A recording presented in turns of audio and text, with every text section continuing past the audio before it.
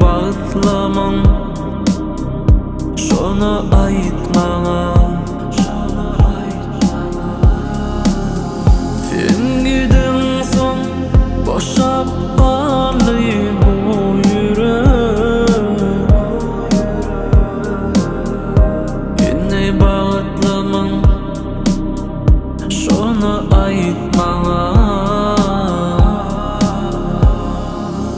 Yaprağın yüzüne suratım çekip geçmemi yadlayan asmana bakıp beni feyva attı oyunumda otup mağıtlama sen ait, mağıtlama sen ait. Yaprağın yüzüne suratım çekip geçmemi yadlayan asmana bakıp beni feyva attı oyunumda otup mağıtlama sen ait, mağıtlama sen ait. Şimdiki hasratlarım var, yaklamaları anımdan sığıyar.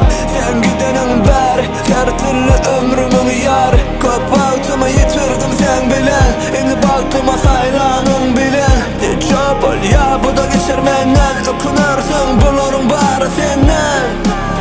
Gayret, hayışıkken görünme gözüme inni gaydı.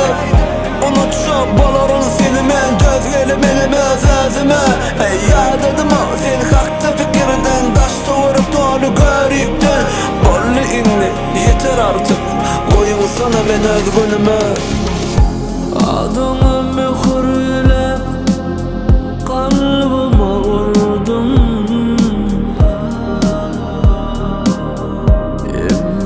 Sen yak kişen, kocaman